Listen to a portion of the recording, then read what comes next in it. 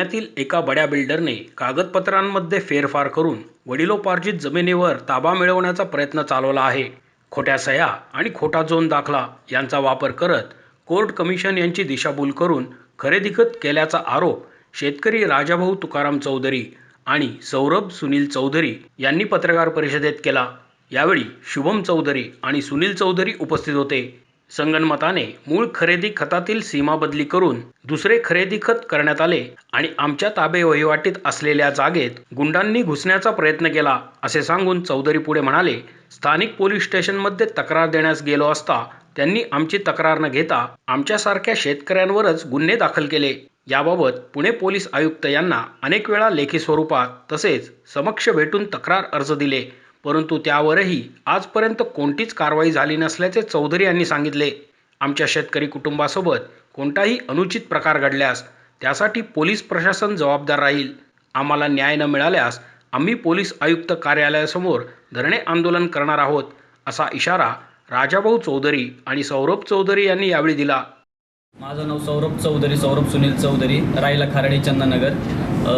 ह्या मला एक थोडक्यात प्रकरण सांगायचं म्हणलं तर पोलिसांना हाताशी धरून अतुल चोरडिया हे आमच्या जागेचा ताबा घेण्याचा प्रयत्न करते ते आणि आजतागायत आमच्या जागेवरती त्यांनी गुंड ठेवलेली आहेत आणि त्याचा काहीच पुरावा पाठपुरावा किंवा काय पोलीस किंवा आमची दखल घेत नाही कशाच बाबतीमध्ये.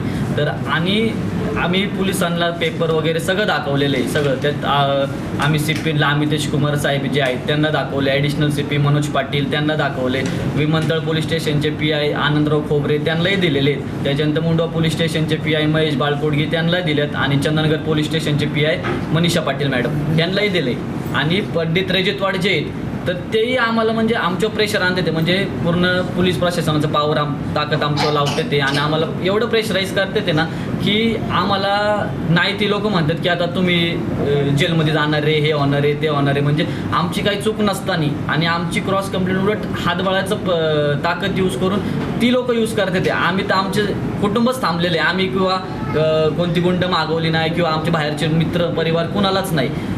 आमच्या उलट त्यांचीच लोक जी कोथरूडवरनं येतात काही सगळी, मी तुम्हाला जर फुटेज दाखवले ना, मी CCTV फुटेजची तुम्हाला प्रूफ देईलच नंतर, त्याच्यात पूर्णपणे दिसतंय की ही गुंड प्रवृत्तीची माणसं आहे सगळं आणि त्यांचे रेकॉर्ड जर काढले आणि त्यांच्यावर 5-5, 6-6 गुन्हे दाखल आहेत त्यांच्यावरती, त्या लोकांवरती.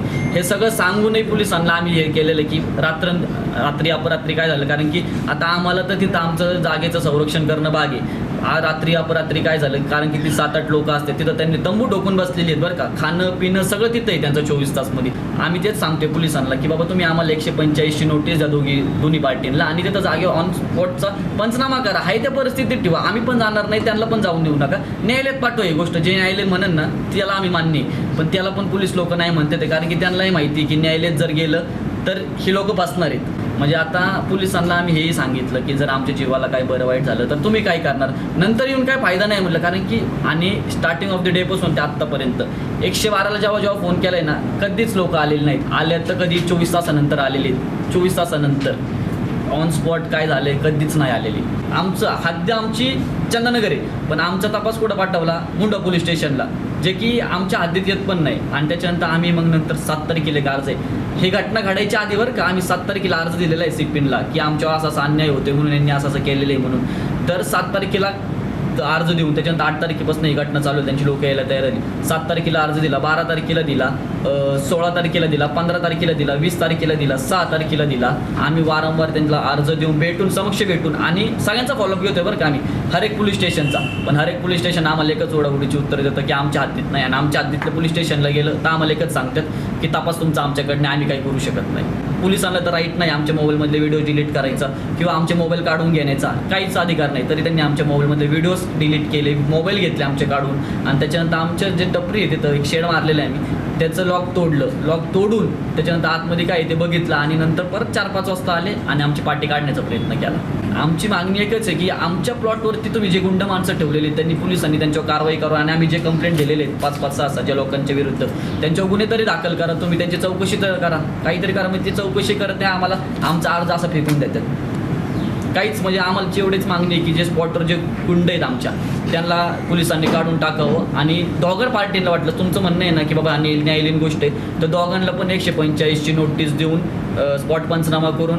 दोघांना प्लॉटमधनं बाहेर काढा, जे काही होईल ते न्यायालयात होईल. त्यांनी जर आम्ही जे अर्ज दिलेले आहेत त्याच्यावरती जर त्यांनी काय कारवाई केली नाही किंवा त्यांच्यावर गुन्हे दाखल केले नाही किंवा त्यांची हिस्ट्री काढली नाही की काय काय नाही, आमची जर दखल घेतली नाही, तर आम्ही येत्या 1-2-3 दिवसाच्या आतमध्ये आम्ही CP साहेबांच्या ऑफिसपाशी धरणे आंदोलन करू, पूर्ण कुटुंबासह. कारण की आम्ही शेतकरी आहे, आमचं किंवा असं पॉलिटिकल बॅकग्राऊंड नाही किंवा आमच्याकडे मनी पॉवर नाही, काही नाही. आम्ही फक्त आमच्या स्वतःच्या मनगटावरती लढतोय, ते पण लिगली लढतोय. मोशी न्यूज नेटवर्कसाठी मोहित शिंदे, पुणे.